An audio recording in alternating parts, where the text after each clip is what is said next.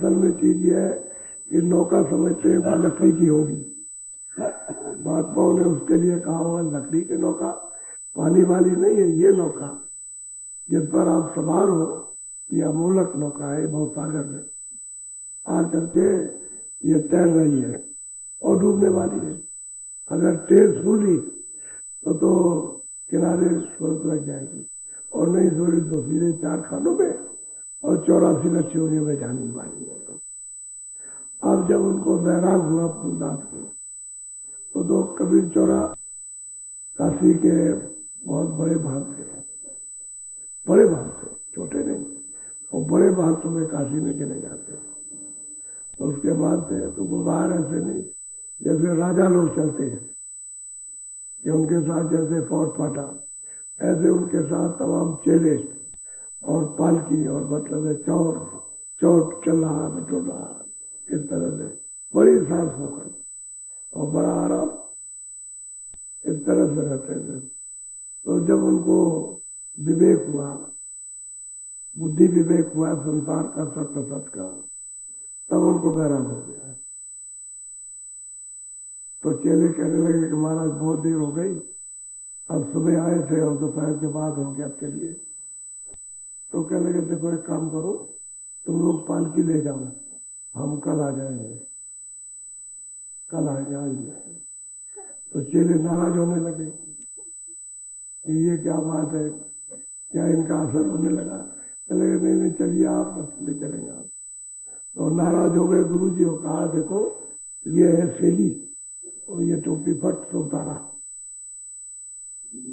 और जो चेला नाराज होता था उसी को फौरन बुला के पहराया कि देखो ये टोपी है, ये और ये सेली, आज से तुम कबीर चौरा के बात में, और ये पालकी ले जाओ, जाओ भर्ती करो।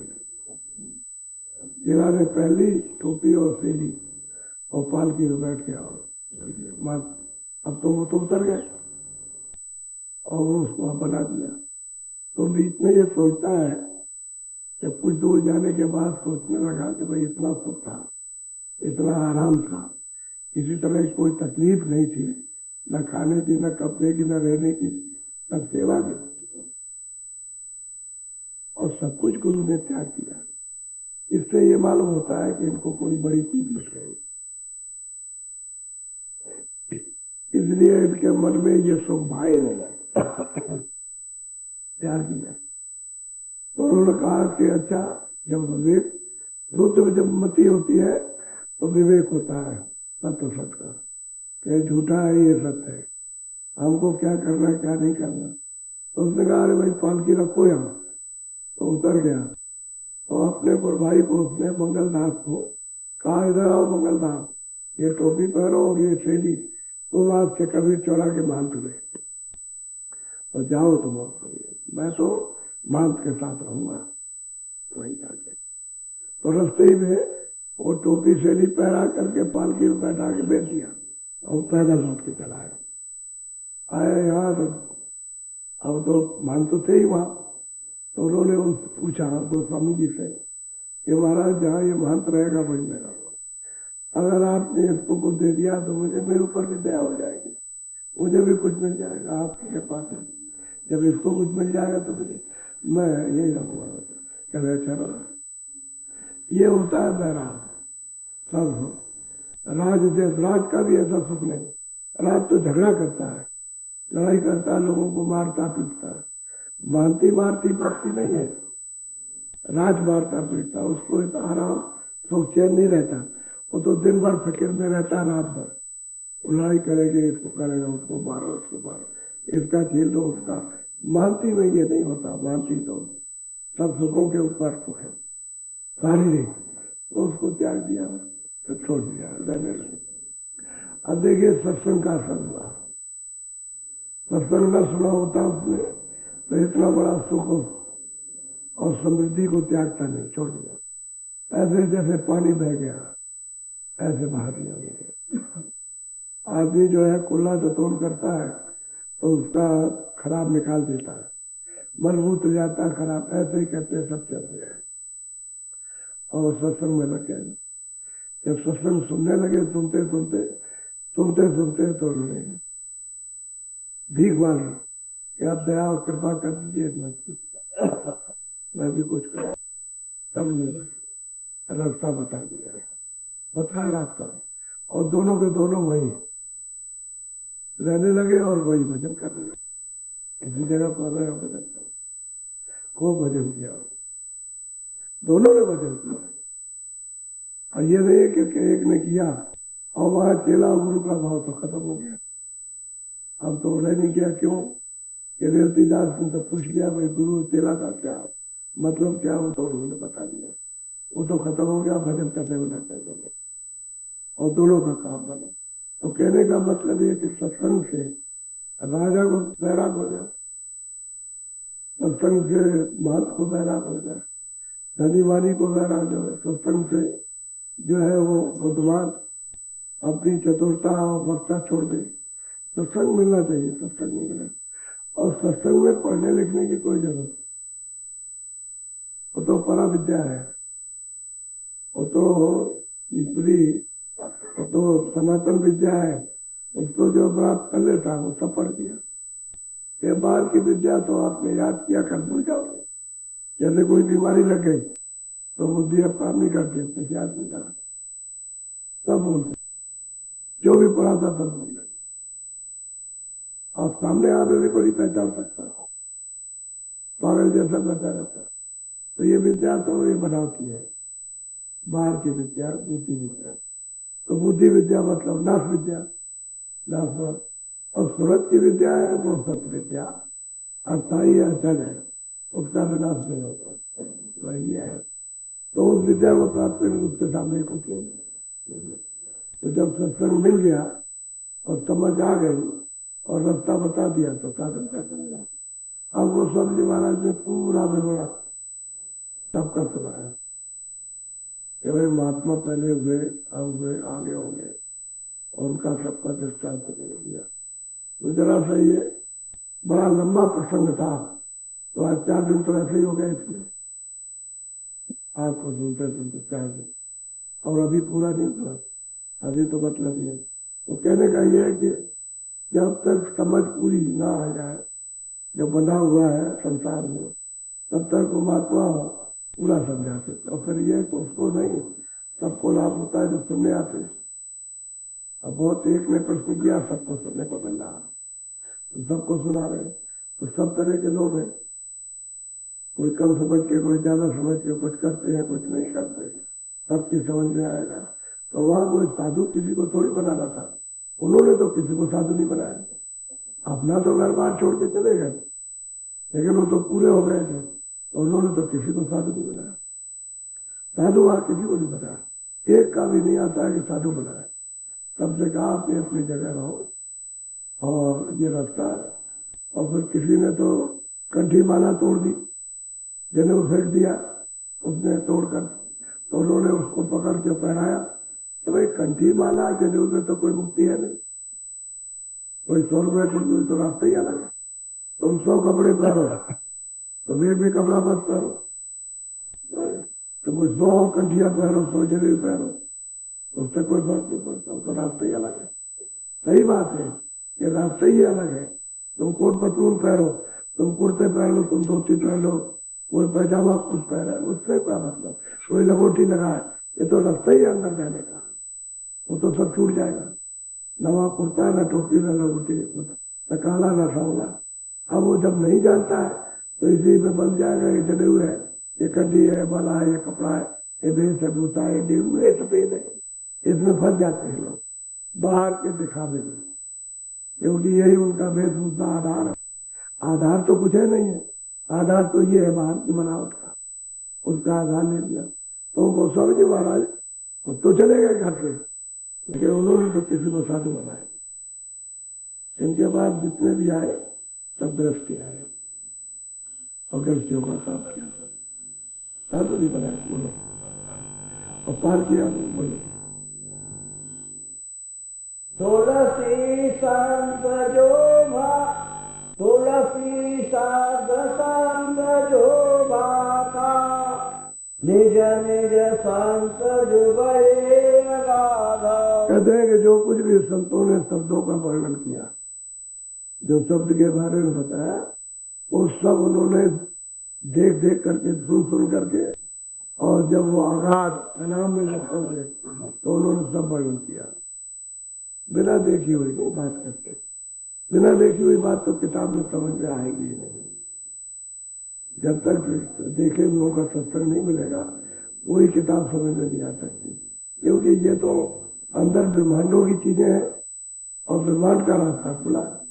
जैसे आँख किसी की अच्छी हो तो बाहर की चीजों को देख सकता है, ऐसे ही अगर अंदर की आँख आपकी अच्छी हो जाए तो अंदर से तब देखिए, वो तो बहुत शुद्ध और पवित्र है और स्वच्छ आँख है, वो तो दिव्य आँख है। और ये चर्म आँख है, तो चर्म आँख मतलब यह है कि जब खराब होती है तो बाहर का नहीं दिखाई देता। अब तुम्हारे कर्मों से दिव्य आँख जो गंदगी हृदय में जमा हुई बंद हो गई, बात ये बात, अब वो साफ हो जाए तो ये उसी के लिए प्रयास करना चाहिए। तो ये लोग सब कुछ सुखों को त्याग करके और फिर भजन के लिए तत्पर हो गए। किसी तरह की कोई कमी नहीं, लेकिन ये कोई प्रमाण नहीं मिला कि इतनी बड़ी महांति छोड़कर और इतने चेले और गुरु उनके रहे, उन्होंने उनको गुरु माना और चेले, लेकिन जब वो गोस्वामी जी महाराज के पास चले गए तो ये कहीं नहीं आता है कि उन चेलों में से कोई इनके पास आया कि महाराज आप क्यों चले आए, मैं तो आपका सिर्फ साफ गुरु थे। आप अगर वो चेले भी चले जाते, जैसे वो एक चला गया, जब विवेक हो गया चला गया तो कहा कि मैं भी रहूं, इनको कुछ मिल गया तो मुझे भी कुछ मिल जाएगा, आप इन पर दया करेंगे तो मुझ पर भी कर देंगे। सीधी सीधी बात उसने की, तो मैं अब छोड़ के नहीं जा सकता, नहीं रहूंगा। तो उसको मतलब ये उसके ऊपर कृपा हुई, दया हो गई, तो ऐसा ही है। तो चेले इतने उनके थे, अब का टोपी में और सेली में क्या मतलब ये है कि भांत होते हैं, गुरु बनते हैं कि टोपी पहरा दी तो अब वो हो गए, और सेली पहरा दी तो अब वो हो जाएगा बात, अब उनको छोड़ दिया तो अब ये हो गए। ये अब ये कितनी अज्ञानता का काम है, कितना भूल भरम है कि टोपी और सेली को बात मानना, जो पहले उसी को मान लेंगे। किसी बकरी को टोपी और सेली पहरा के बैठे बकरी को, तो ये अनसमझ है। नहीं तो सब चेलों को ये चाहिए था कि जो उनको मिला था उन्हीं के पास जाते कि हम नहीं छोड़ेंगे, अगर आपको इनसे कुछ मिल जाएगा तो हम इन्हीं के पास रहेंगे। तो कोई नहीं गया, कोई नहीं, सब छोड़ गया। बोलो, तो बहुत प्रेम से गोस्वामी जी महाराज कहते हैं कि जो भी संत हुए और जो कुछ भी उन्होंने शब्दों का वर्णन किया, जो गुरुलेखनी लिखी, वो मतलब ये उन्होंने देख करके लिखी, और हम जो कुछ कह रहे हैं सब देख के कह रहे हैं। हम जो उनकी बात कह रहे हैं वो देख के कह रहे हैं, हम देख ही नहीं कह रहे। बोलो, जो जो गए अगम के द्वारा, पंचयन के उतरे पारा। कहते हैं कि जो भी, यानी जो भी संत और सेवक कहते हैं अगम के द्वार, सतलोक के दरवाजे पर गए, वो कहते हैं कि सब के सब पार कर दो और लौट करके यहाँ नहीं कभी आए। वो तो बात महासिंध है, उसको सिंध और महासिंध भी नहीं कह सकते। अब चूंकि कोई शब्द नहीं है इसलिए सिंध महासिंध कह देते। वो तो इतना बड़ा कि उसको तो कोई गिनती का नाम रख ही नहीं सकता। संघ भी रख सकता, महासंघ भी, और भी कोई गिनती हो जाए, इतना बड़ा। कहते हैं कि वो चले गए थे लौट के पे, वो सुनते पार उतर गए, जो भी गए, और उन्होंने ही पार उतारा प्रेमियों को, जो उनके पास आ गए उनको पार उतारा। बोले, पार जाई विधि सगरी भाकी, जो जो देखा अपनी। अब गोस्वामी जी महाराज कहते हैं कि जब वहां गए, वहां पहुंचे अगम के द्वार और उसके पार गए, तो जो कुछ भी देखा वो सब उन्होंने इशारों में वर्णन किया है। वो कहते हैं वो तभी कि हम भी पार गए तो हमने भी देखा, हम भी वही बात कह रहे हैं, उन्होंने पहले यही कहा, फिर पढ़िए चुपाई, फिर पढ़ो। अपनी देखी कही बखा। अब गोस्वामी जी महाराज कहते हैं मैं अपनी देखी कह रहा हूँ, उनका तो मैं प्रमाण दे दूंगा, लेकिन मैं अपने आंख से देख रहा हूँ। मैं गया वहां और मैंने जो जो वहां देखा वो मैंने सब कुछ इशारों में कहा। बोलो। जो जिन्होंने कहते हैं कि जिसने देखा यहां से लेकर के वहां तक, ये अंत हो गया वहां तो, और उधर है वो मतलब ये कि हाथ और ये अंत हो गया। कहते हैं उधर से इधर, इधर से उधर, जो उसने देखा कहते हैं सब वर्णन किया, सब कुछ पे वर्णन किया। स्वर्ग का वर्णन किया कि स्वर्ग में क्या है, ईश्वर के लोक में सैतल का वर्णन किया कि वो तो 3 लोगों का मालिक है, और ब्रह्म का वर्णन किया, पार ब्रह्म का ऊपर में वर्णन किया। ऐसे सब वर्णन किया जो यहाँ से वहां तक देखा, वहां से कुछ छोड़ा नहीं उन्होंने। कहते हैं मैंने ये सब वहां से देखा, और इसलिए कहता हूं कि जो जो संत उस सत्य द्वार पर पहुंचे और जो पार हो गए, उन्होंने जो कुछ भी अपनी आंखों से देखा वही लिखा, और वही मैं बता रहा हूँ। मैं देख के कह रहा हूँ और सबको सुना रहा हूँ। कई संत और कई कबीरा, सब मिल कई एक विधि। कहते हैं चाहे सब संतों ने कहा या कबीर ने कहा, अरे फूलदास रेवती दास, सही बात तो यह है कि सब एक कहा, एक ही बताया। सब संतों ने भी एक ही कहा, कबीर ने भी एक ही कहा कि वो एक ही है, कोई अलग अलग नहीं है। वहां जाइए तो वो एक है, वहां 2 4 नहीं है। एक से सब हुए और सबसे एक नहीं हो सकता। एक से तो सब हुए, एक से तो इतना बड़ा विस्तार हुआ, लेकिन सबसे नहीं हो सकता, क्योंकि वो जिसके पास जो है उसी के पास है, असली तो वो एक ही है। सबने एक ही बताया, तो कहते कबीर ने भी कहा वो एक ही है, दूसरा कोई नहीं, दूसरा कोई नहीं है। अब वो कहते हैं मैंने जो देखा वो दूसरा कोई है ही नहीं। बोलो। पहुँचे पहुँचे ठिकाना, बिना पहुँचे का और बता। कहते हैं कि जितने भी संत और कबीर जो कुछ भी आए, जो पहुंचे, उन्होंने एक ही ठिकाना बताया। और कहते हैं मैंने भी जो देखा वो मैं भी एक ठिकाना बता रहा हूँ। मैंने जो देखा अपनी आंखों से लगा देखा, सब कुछ मतलब ये वो एक ही है। उन्होंने एक ही कहा, उस रामायण में भी लिखा है, एक नामा अग सच्चानंद प्रबंध हुआ, वो एक ही है, 2 नहीं, कहीं भी 2 वर्णन नहीं किया, और नीचे का सबका बताया। बोलो। जो जो संत जो भये सदा था, पहुँचे पार सार रसवा। कहते हैं कि भाई जो जो संत जिन्होंने भी जो पहुंचे वहां, उन्होंने मतलब ये सार उन्होंने वर्णन किया है। असली तो मतलब ये है, असली सुख है, असली घर है, असली पिता है, असली आनंद है, असली ज्ञान है, वो तो वहां है।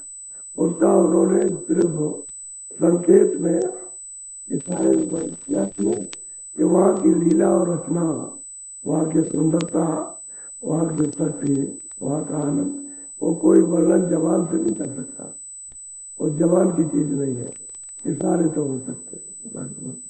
और कहते हैं कि उन्होंने सब वो देखा जा करके वहां। और कलयुग में बहुत संत और सेवक हुए, बहुत संत हो गए कलयुग में, और सेवक भी बहुत हुए जिनको पहुंचाया गया। तो अब ये नहीं उन्होंने कहा कि मैं एक ही दो, 1 2 की बात बहुत। बोलो। बरनी न जाई संत गति न्यारी, मोरी मत कछु नाही विचार। अब गौतम जी कहते हैं मेरी मत तो कुछ नहीं, संतों की गति, संतों की पहुंच, संतों का ज्ञान, संतों की लीला वो वर्णन हो नहीं आ सकती। कहते हैं मेरी मति में पहुंच नहीं सकती। अब देखिए सबसे छोटे बन गए, सब कुछ जान लिया, सब कुछ पा लिया, सब कुछ हो गए, अब कहते हैं मोरी मति संतों को नहीं पहचान सकती। क्या वर्णन किया कि संतों को कोई नहीं जान सकता, मैं जान नहीं सकता। सब कुछ जानने के बाद तब कहते हैं मैं कुछ नहीं जान सकता। बोलो। संतन की गति कस कस गाऊं, दादू कहो वर्षा की बतला। कहते हैं भाई संतों की गति कैसे वर्णन की जाए? दादू ने भी यही बात कही, उन्होंने भी यही कहा कि संतों की गति, संतों की पहुंच, संतों के ज्ञान, उनकी शक्ति का कोई वर्णन नहीं कर सकते, क्योंकि वो नीचे के तो है नहीं, न यहाँ के मृतलोक के, न स्वर्गलोक के, न ईश्वर के लोक के, न ब्रह्म के लोक के, न पार ब्रह्म के, वो तो सबसे परे के। तो वो कैसे कहा जा सकता? वो यहाँ बताया भी नहीं जा सकता। और जो प्राप्त कर लेते हैं और भी छोटे हो जाते हैं। न जानने पर तो कुछ बना भी रहे, लेकिन प्राप्त करने पर तो इतना छोटा हो जाएगा, उससे छोटा कोई हो भी नहीं सकता। वो कहते हैं हम संतों को जाने, मेरी मत जानी, बुद्धि जान नहीं सकती। बोलो। दादू शब्द संत गति गाई, शब्द संत उन वापि कहते हैं कि साधु ने शब्दों में संतों की गति को गाया, वर्णन किया, इशारे में वर्णन किया, और अंत में उन्होंने यही दादू जी ने कहा कि संतों को कोई नहीं पहचान सकता।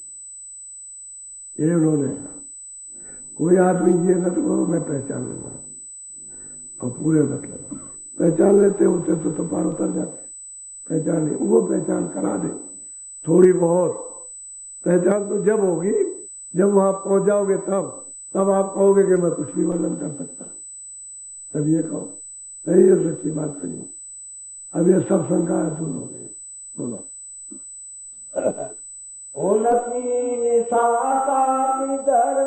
अब वो कहते हैं भाई दादू जी ने तो खाली एक निशान बताया तुमसे।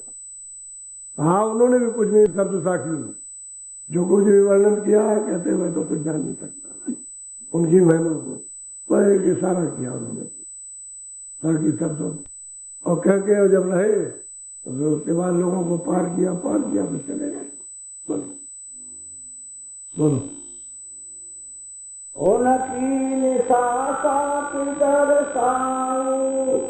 तुलसी उनकी यज्ञ सुनाओ। कहते हैं भाई उनका तो बस एक निशान खाली शब्दों में बता दिया गया है, बाकी उनको तो कोई नहीं जान सकता। हाँ, गोस्वामी महाराज ये भी कह रहे हैं कि भाई उन्होंने तो ये कहा, तो मेरी मति तो कुछ नहीं है, मैं क्या कर सकता हूँ? मैं क्या कर सकता हूँ? मैं संतों को कैसे पहचान सकता हूँ? बोलो। तभी तो कहा कि दुनिया क्या कहती है कि मैंने संतों को जान लिया। वो कहते हैं मैं कान अंगुल हाथों को कान पर देता हूँ, बंद करता हूँ कि मैंने नहीं पहचान पाया, और ये दुनिया कहती है को जान ली। क्या जान सकते? जानने वाले कहते हम नहीं जानते, उनकी महिमा।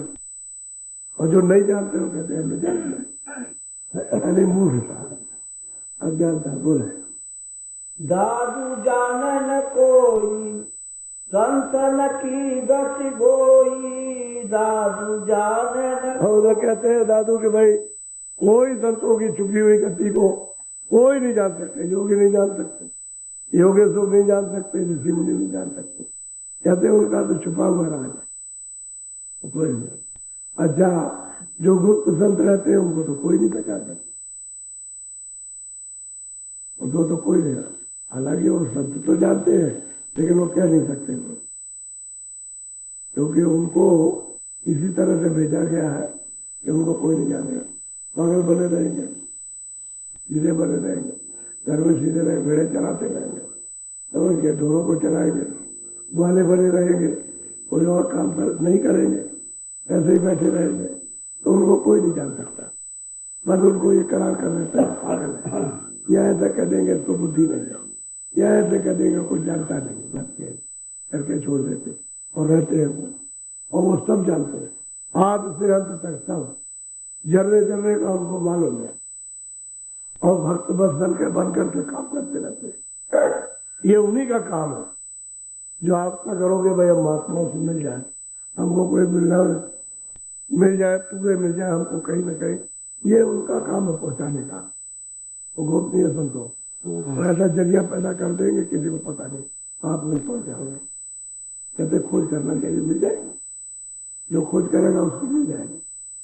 वो तो जरिया है अंतर का, देखो किस खोज में लगा हुआ, बस उसका वसीला बना के पहुंचा देंगे, उसको वहां रास्ता मिल जाएगा, और साधन करेगा, निकल जाएगा। अब खोज ही नहीं करता तो कोई क्या करेगा? जब खोज नहीं है तो हाथ में बैठ करके जब खोज नहीं करे इधर तो जानते नहीं बैठना, और वो घाट पर आते और जाते, उनको सम्मान। तो यहाँ का सब पता है, जहाँ सुनते बैठी है सब कुछ मालूम, ऊपर का सब मालूम नहीं देगा। उनको पता है कि कौन क्या चाहता है, वैसा जगह पैदा करेंगे, लेकिन उनको कोई नहीं पहचान पाएगा। बोलो। सोनी सोन सुन के पाला, अगुन सगुन नहीं दोई। कहते हैं कि न तो ईश्वर है और न ब्रह्म है, न कहते हैं कि पार है, और न महाशून्य है, कहते हैं कि उसके पार है। सच्चा मालिक तो उसके पार रहता है, इनमें कहीं नहीं गए। तो उन्होंने राज बख्श दिया है, ये अपना अपना अपने अपने लोक में राज करते रहते ये, और वो तो सबका सागर है। उसके यहाँ ऐसे कितने राज बन जाए, उसके यहाँ अरबों खरबों ब्रह्म तैयार हो जाए, अरबों खरबों ईश्वर तैयार हो जाए, उसमें क्या, वो तो ऐसा है। उसके यहाँ ये कर कुछ नहीं, तो कुछ और भी कर सकता है, वो तो सामर्थ्य है, सर्वशक्ति उसमें है, इससे बड़ा कर सकता है। लेकिन जितना राज इनको दे दिया वो ये बढ़ा नहीं सकते, जब तक उसकी मर्जी नहीं होगी तब तक रह सकते। सबको अलग अलग राज मिला, जैसे आपको राज मिल गया तो आप लड़ाई करो तो राज को अपना यहाँ था, इसको छोड़ दो, ऐसे ही सबको अलग अलग राज मिला। किसी को त्रिलोकी का राज मिल गया, किसी को उसके ऊपर का, किसी को उसके ऊपर का मिल गया, लेकिन वो सबसे परे, वो इनके अंदर है ही नहीं। न वो यहाँ पर अब आएंगे तो वही संत जन आएंगे उसका घूमने, आदेश लेकर के आते जीवों को जगाने को वापस ले जाने, उनका यही काम है। बोलो। निराकार आकार न ज्योति, पूरन ब्रह्म न हो। हम कहते हैं कि न तो कोई आकार वाला वहां, और न कहते हैं कि निराकार, नवा ज्योति है, जो सैतन कमल में जो निरंजन भगवान बैठे वो भी वहां नहीं है, ऊपर में ब्रह्म बैठे वो भी नहीं होगा, और ऊपर में पार्वती बैठे वो भी नहीं है, और महाकाल कहते हो कोई नहीं, कहते हो क्या कोई आकार ही नहीं है, तो क्या वर्णन किया जाता निराकार, वैसे उसका रूप है, ऐसा नहीं, लेकिन कोई कहने में नहीं आता, तो ऐसा है नहीं जैसा ही है, कहते उसके परे। अब जब उधर कोई जाए तो पता चले, और जब इधर कोई न जाए और कहीं भी न जाए तो उन्हें क्या मालूम होगा ईश्वर कहाँ है, इस जगह पर ब्रह्म है, कहाँ आज्ञा मार सकती है, कहाँ माया है, कहाँ स्वर्ग है, कहाँ पर कोई, सबको एक ही न समझ के कर देगा, नहीं सब एक ही है, समझ। बोलो। इनके पार तार सोई पई है, तन मन गतिपति खोई। कहते हैं कि अगर किसी को उसे प्राप्त करना है तो संतों को पहले खोज देगा, और सच्चा अपना पति, सच्चा पिता अगर आपको प्राप्त करना तो इन सब के पार जाएगा तब मिलेगा, इनके कहीं भी अंदर रहेगा। तो अपनी अपनी, ये भी तो उसी का भजन कर रहे हैं, सब अपने अपने बैठ रहे, ईश्वर भी उसी का भजन कर रहा, ब्रह्म भी उसी का भजन, पार्वती भी उसी का भजन कर रहे, महाकाल भी उसी का भजन कर रहे, सब के सब उसी का भजन कर रहे जो पार, लेकिन उनको जाने का आदेश नहीं है कि आप वापस लौट के इधर नहीं आ सकते, आपको जाने का आदेश, जो सुनते यहाँ आइए लोग में ये वापस जा सकते, उनको जाने का तो है, लेकिन ये नहीं जाए, अपने स्थानी पर रहेंगे, स्थानी को, लेकिन भजन सब करते उसी का, सब लगे हुए उसी के भजन में, क्योंकि उनको इतना डर है कि हमारा राज चला जाएगा, नाराज हो गया तो एक बड़े तो सबको मैं लगा दिया।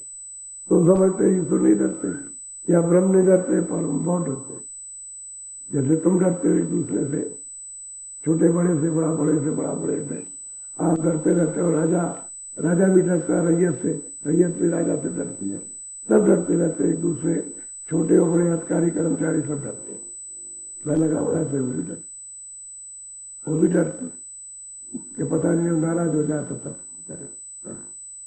इसलिए सब उसके बाहर में लगे।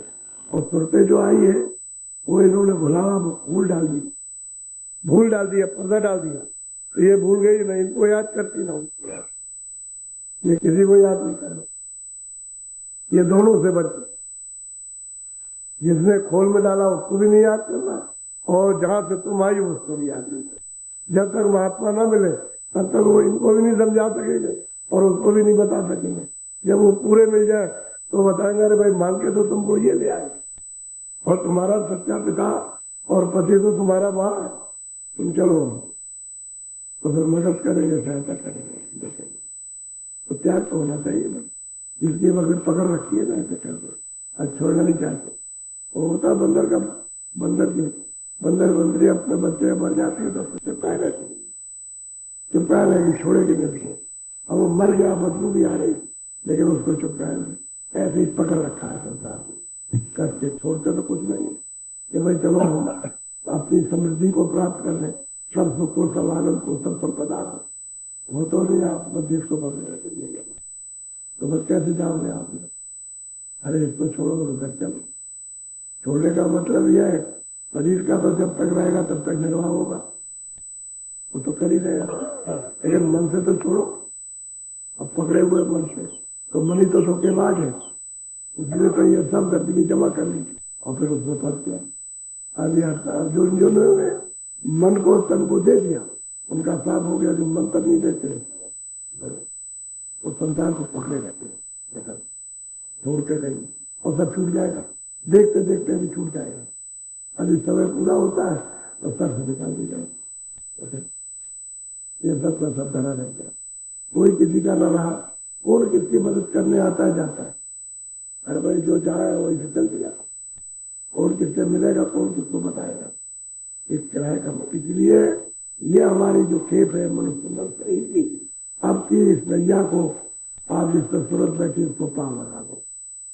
दरवाजे पर बैठ करके पुकार मारती है बाहर कि दया कर दीजिए, कृपा कर दीजिए, इस खेप को पूरा कर दीजिए अपनी, ये नर्सरी काम में आ जाए। नहीं तो इसके द्वारा सूरत डूबी, नीचे उतर गई तो ये मनुष्य शरीर नहीं मिलेगा। असली बात लकड़ी वाली नौका के लिए मिलता, ये बहुत सारे हमें तय नहीं, ये तो ये नर्सरी तय रहा, इसके लिए बोलो। तुलसी कहे बुझाई, फूलदास सुन संत गति। आप गोस्वामी जी महाराज कहते हैं, उनको समझा बुझा के कहते हैं भाई संतों की गति तो अधिक अवर्णीय है, ना उनको कोई पहचान सकता है ना कुछ कह सकता, कुछ नहीं सर। वो किस बार कृपा करे, वह वही दया कर दे, कृपा कर दे तो काम बन जाए। लेकिन जो वहां गए सब चुप हो गए, सब चुप हो गए, तो खाई नहीं पाते। वो तो ऐसा है ना जैसे गुरुए ने कुछ मीठा खा लिया, अब वो कैसे बदल करे, ऐसा ही है। किससे कहे, कौन सुनेगा और कौन उसको समझेगा उस मिठास को। और जिसने पाया, जिसने खाया वो जानता, चुप हो गए। अब तो ऐसा रस है, ऐसा आनंद है, ऐसा ज्ञान है कि चुप हो जाए। इसलिए तो लोग ज्यादा नहीं फायदा उठाते।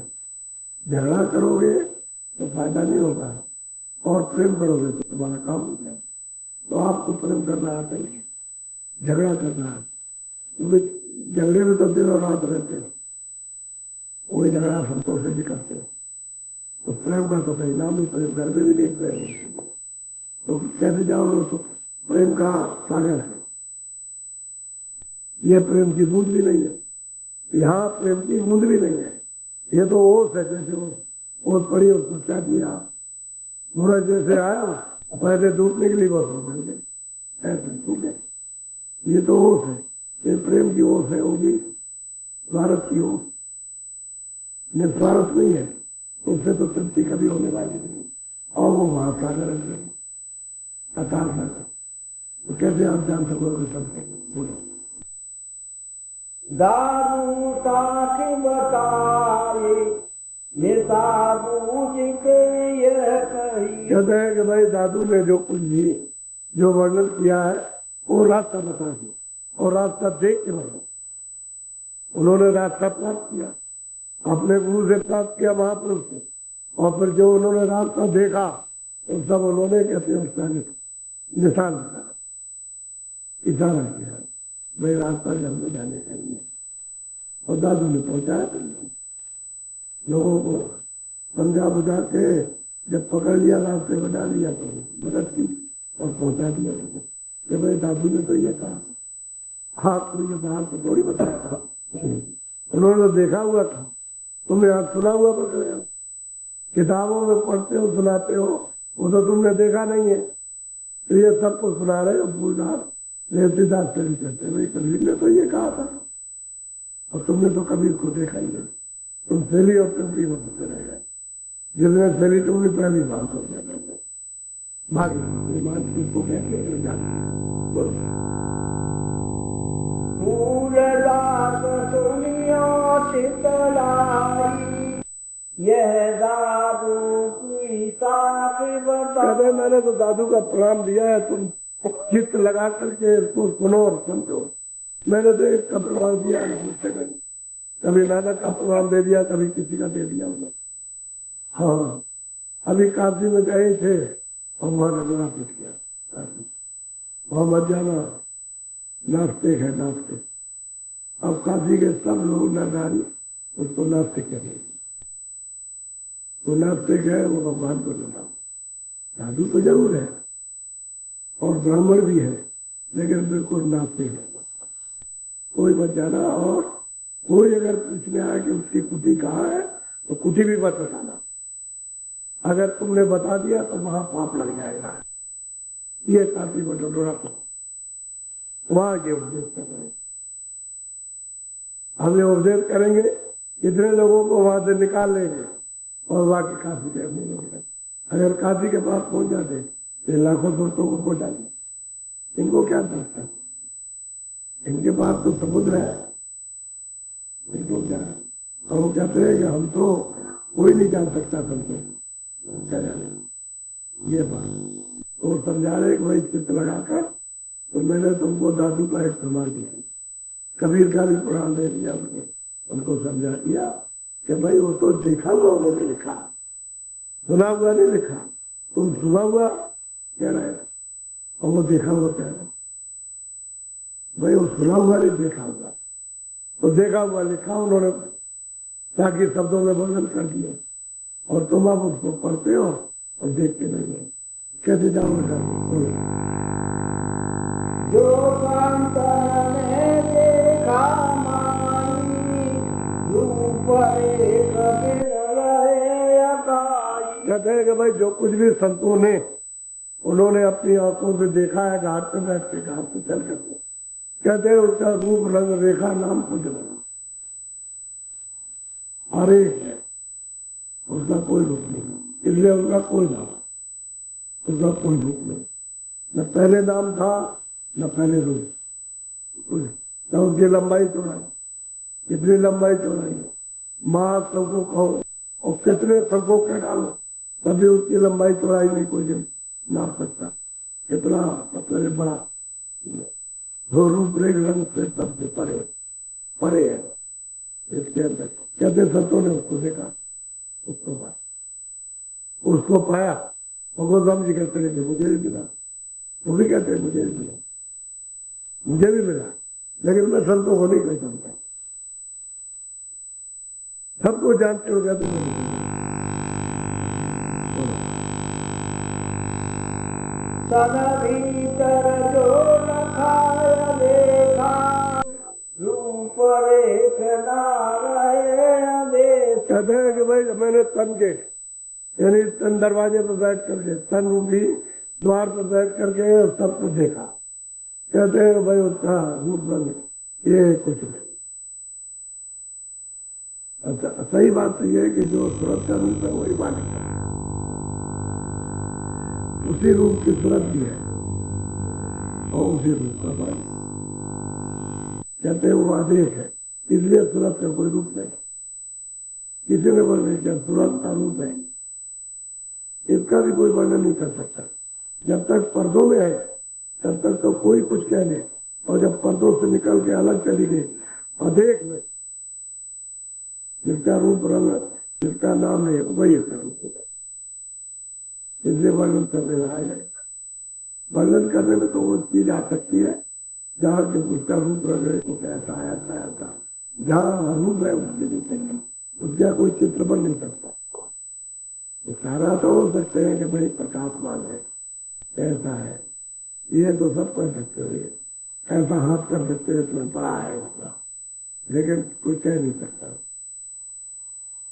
सबने देखा, संतों ने देखा जाकर सबने एक ही बात अदेख अनाल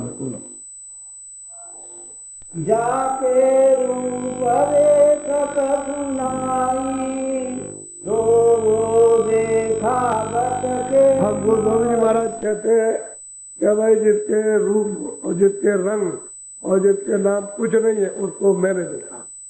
अब वो साफ कह रहे हैं, क्योंकि ये तो नहीं कि वो कहता था ऐसे किसी की सुनी करके करेंगे। तो अभी क्या उम्र थी, अभी तो 25 साल में तो काशी गए थे, उसी समय तक हो गया, उसी समय की बात है। तो उम्र कितनी, कहते हमने सब देखा, जिसके रूप रंग ऐसा कुछ नहीं। और लोग कहते हैं कि भाई कैसे से चलेगा रूप रंग कैसे नहीं होगा, रूप रंग नहीं होगा तो दिखाई कैसे दे। रूप रंग है तो वहां का रूप रंग है, यहाँ का तो नहीं। यहाँ का तो किसी ब्रह्मांड का, किसी लोक का, किसी त्रिलोकीय का, स्वर्ग का, मृतलोक का, यह तो रूप नहीं है वहां का, लेकिन वहां का तो रूप है। वहां तो सब सुनते जो रहती है, सब दीदार दर्शन करती है।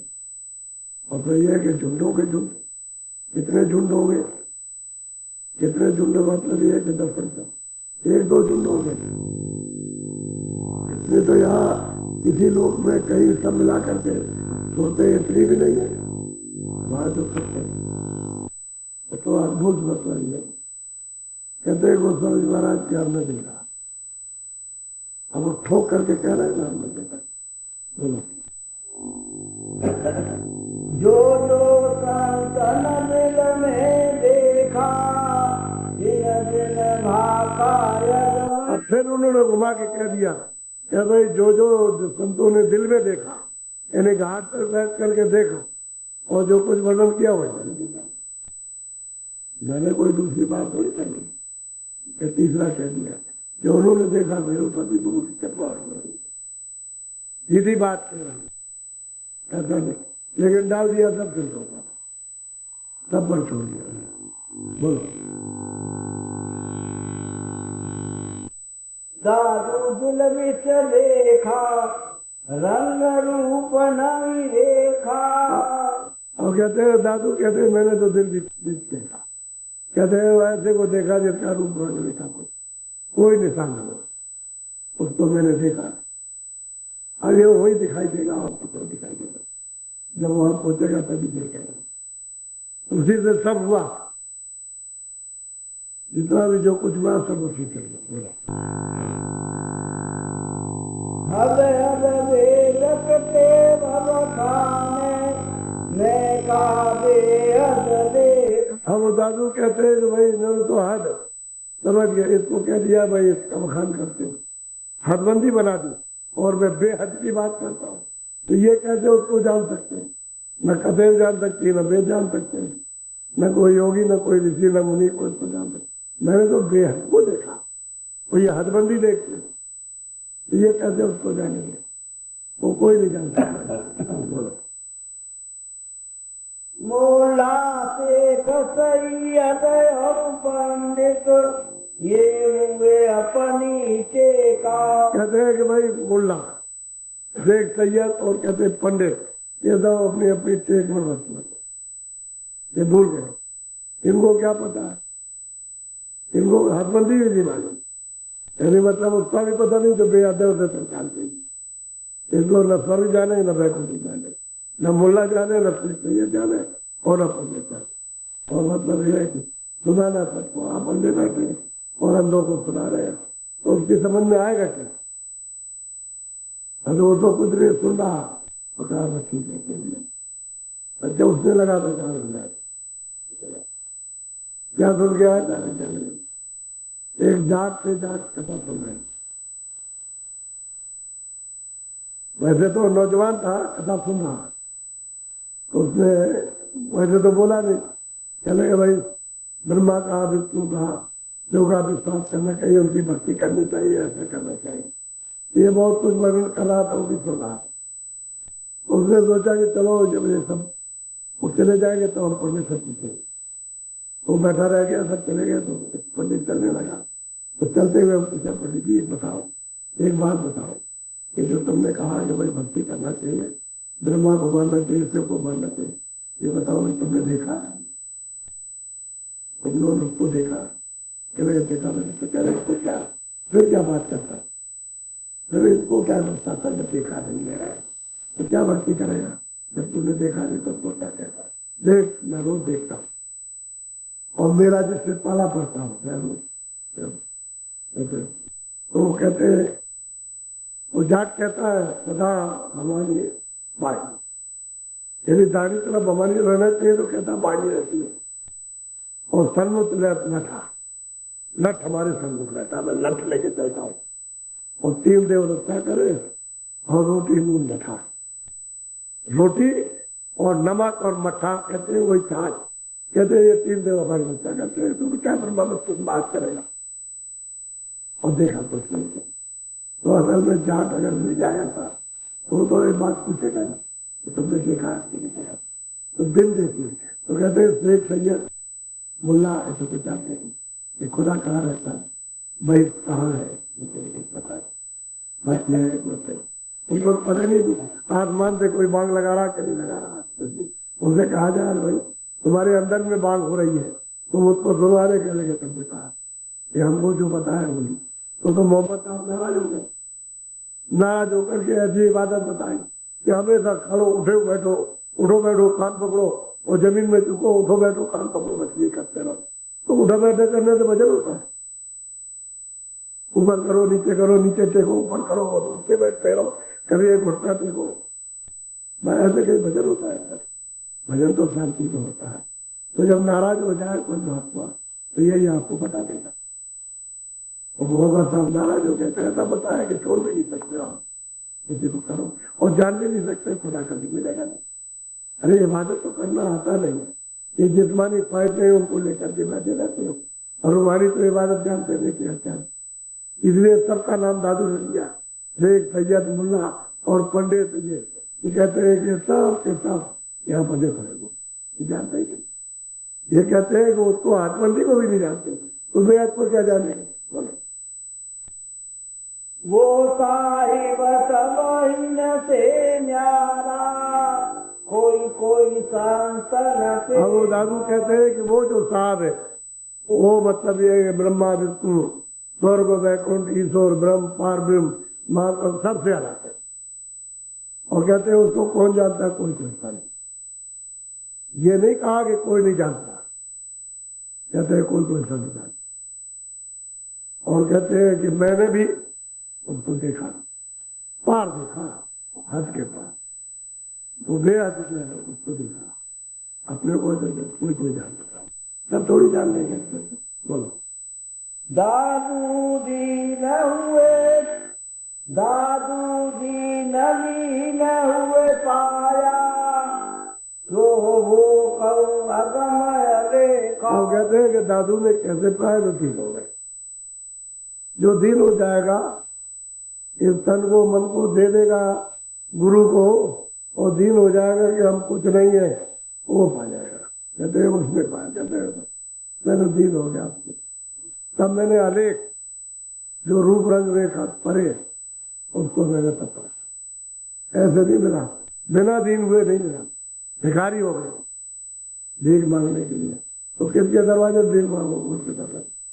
जब मिल जाए सच्चा गुरु मिल जाए तो उससे भीख मांगो, दीन हो गए। अभी दीन कोई नहीं, अभी तो बात मन, किसी को जन का गमन, किसी को धन का, किसी को जमीन का, किसी को विद्या का, किसी को भाव बल का, किसी को बुद्धि का, किसी को संतन, एक एक चीज लेकर के बैठ रहे।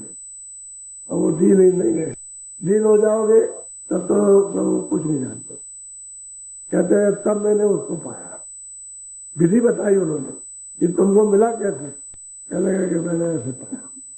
वो मुल्ला साहब थे, करना चाह और खेती करते थे, उन्होंने कहा कि भाई तुमको मालिक मिला? मुझे मिल गया। कहले कैसे मिल गया?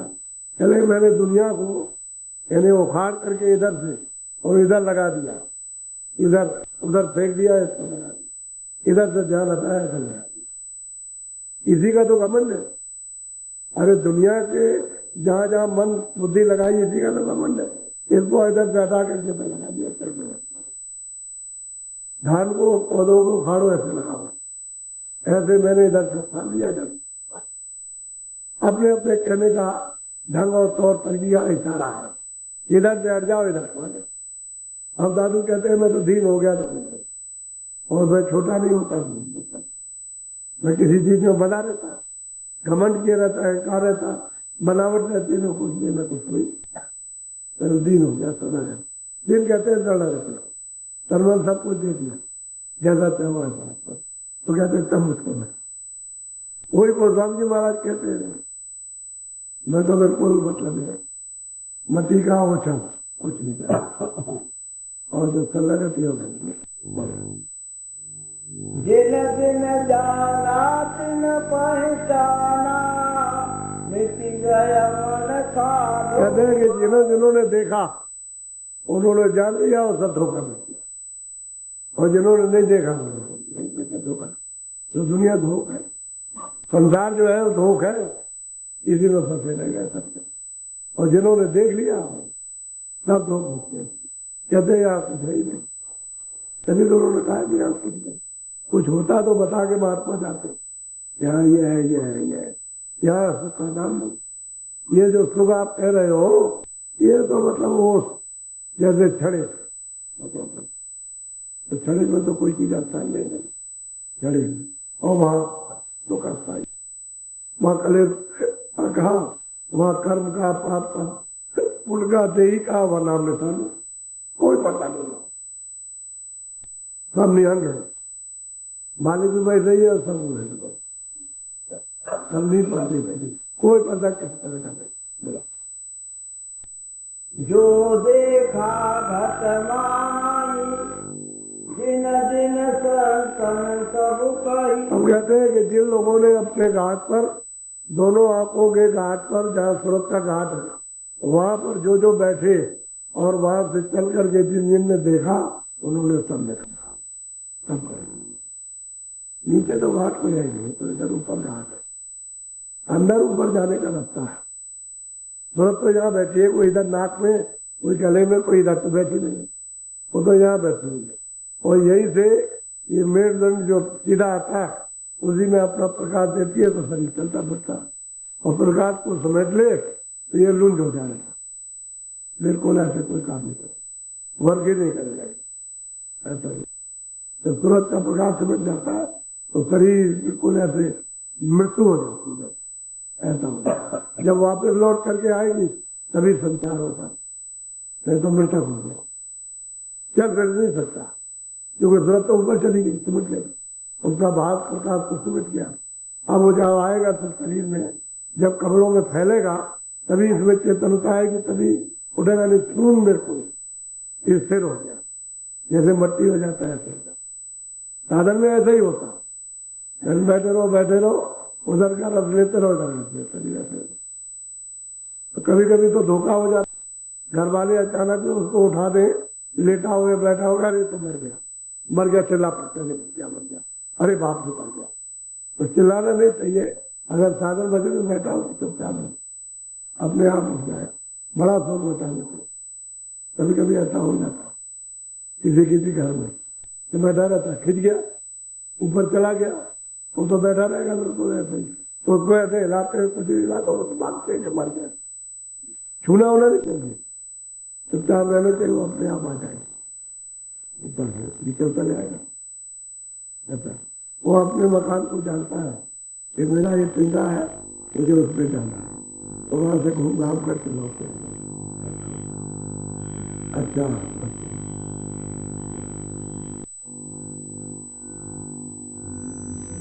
ये सबको अपना और प्रमाण दे रहे,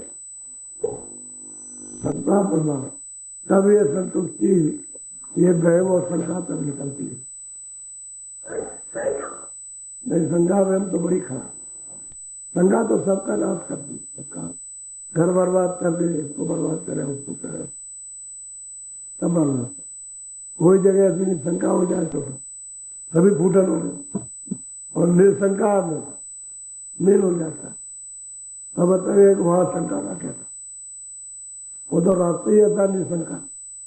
शंका चलो चलो और बेहद के पार पहुंचो, हमें हद के अंदर रहोगे तो तुमको कभी नहीं मिलेगा। बेहद चलो सबके परे, जिसने सबको बनाया, जिससे सब हुआ। बात यह है, ईश्वर ने ब्रह्म ने पार ब्रह्म में तो कोई लोग बनाए नहीं, इनको तो बनाया, उसमें रात दी गई, वो भी रात सुरतों में दिया। सुरते आई तब मसाला दे दिया, कहता ये बना बनाया है सर, बस इसी में मसाला मिलाओ चलाओ, और इनको मसाले रखते तो मसाला मिला दिया और उस खोल के अंदर बंद कर दिया, बस ये और क्या। लेकिन ये रचना जो है वो सब मान, जो बेहद है उसी की ये रचना है, ये सब उसी के बनाए हुए। ये ईश्वर का ये बनाया हुआ आकाश में न महाकाश बना, न लोग अंदर बनाए हुए, वो तो उनको ले आए और बैठा दिया। यहाँ बैठ करके तुम यहाँ ऐसे रहो, वो भी अपने शब्द में बैठाया, उनका शब्द है वो पड़ा हुआ, जैसे डोली डाल रखी उसको बैठा दिया, यहाँ पर फिर उनको रात दे दिया, बताए चले। ऊपर में तो कोई जमीन है नहीं, ऊपर में तो आधार शब्द, और शब्द में बीच में सब टिके हुए। जमीन तो लोगों की रहने वाली बेहद है, वहां जमीन है रहने वाली, वैसी जमीन नहीं जैसी मिट्टी है, या बारिश आती होगी, या पहाड़ होगा, या गर्मी पड़ती है। वहां तो जमीन में कुछ कहो, जमीन भी कह दो, कुछ भी कह दो, रहने का मकबल कहो, जितने भी उसके सारे हो सकते हैं सब कह दो, तब भी नहीं बनता। तो जमीन है तो तुम्हारा रहने की जमीन है, ये बीच का घर है, ये सब बीच में आधार में सब टिके, ये सब बीच में सब टिके, जितने भी हुए सकते हैं सब, इसलिए सब सब टिके। और जमीन जहाँ से विस्तार हुआ, तो वहां जब पहुंच जाएगा तो क्या, तो उसका मतलब ये सच्चा मालिक, लेकिन मिलेगा तुमको, जब तक पूरे नहीं मिलेंगे तब तक नहीं मिल सकता। और इसको बताएगा कि जानता हूं उसको बताए, इसलिए आप होशियारी के साथ सत्संग सुनो, संसार की उतनी शिक्षा हो जितना आपका गुजारो, ज्यादा से चिल्लाओ, ज्यादा से तुम फंस जाओगे और साधन वचन छूट जाएगा। उसने कुछ रखा नहीं है, तो उसमें समय लग जाएगा, फिर उसमें, और फिर तुम्हारे पास समय भी रहेगा तो अभी तो तुम्हारे पास समय है, थोड़ा ही करो, थोड़ा ही खाओ, थोड़ा ही पैरो, समझ गए, और फिर उसके हल्के रहो तो अच्छा रहेगा, तो छोड़ने में आसानी रहती है, और तमाम विस्तार कर लोगे तो पकड़े रहोगे। उसी का जन्म होगा, उसकी वासना का, तो चले जाओगे फिर कौन सिखाए। इसलिए जो रास्ता मिल जाए, उसकी नौका है, उसकी कमाई कर लो अपने, इसको सफल करो नौका को, क्योंकि तो क्षणभंगुर नौका है, जब बहुत सालों की संसार में एक उत्कारी कर्मों को लाद रही है, तो ऐसा करो कर्म भाव करने दो, और दरवाजे बैठ के भजन करो ताकि साफ हो, और बदनाम थोड़ी पकड़ के चल करो। तो मदद करने वाला दरवाजे को मदद करता है तो थोड़ी नहीं करता, तुम चलने नहीं चाहते। अच्छा, जबरदस्ती तुम लेकर चलाते हो, जब कभी जबरदस्ती की जाए कि ऐसा इसको खींचा जाए तो खिंचाई मतलब डरता है कि हम नहीं जाएगा, हमसे नहीं हो सकता, हमें देखिए हमको तो लगता है हम मर जाएगा, भाई मरेगा तो तुम्हें, जब रोज कह रहा हूँ कि मरेगा, हम भी मरेंगे, तू भी मर जाएगा, सब छोड़ जाएगा, हम भी सब छोड़ जाएगा, तो डरता क्यों, चल डरता का डर करिए, डरता। और क्यों डरता है, प्रेम नहीं, प्रेम जगत के छूटे सामान से प्रेम है, इसलिए डर कितना और ये छूट जाएगा, ऐसे चलाते हैं, ये तो छूटा बढ़ाओ सब छूट जाए, तो मालिक को नहीं चाहता, पर तो इन सब चीजों को चाहता है, और इससे तृप्ति कभी हो नहीं सकती। बोलो जय गुरुदेव। देखो हमारी बात आपको किताबों में ये चीज नहीं मिलेगी, ये हम ही ने पाठ पढ़ाया, और किसी ने, ये किराए का मकान है, ये समझ लो इसे खाली करना। और लोगों ने तो और तरह से समझाया, ऐसा नहीं कि नहीं कहा, लेकिन हमने इसको बताया कि भाड़े पर आपको मिला। ये हमने सारे देश में आवाज लगाई कि मनुष्य रूपी तन ये भाड़े पर आपको मिला है, किराए का मकान है। जैसे मकान मालिक अपने मकान को खाली कराने खड़े होकर पुलिस ला करके जबरदस्ती, तो मतलब ऐसे आपको खाली करना है, ऐसे हो जबरदस्ती, तुम खाली नहीं करना चाहो, जबरदस्ती खड़े होकर के फट एक सेकंड भी नहीं लगा खाली करा लेगा, ये भाड़े पर मिला। तो ये अमूलक, ये मालिक के पाने के लिए आपको दिया, इसलिए तुम होशियार हो सके। बोलो जय गुरुदेव, जय गुरुदेव, नाम किसका।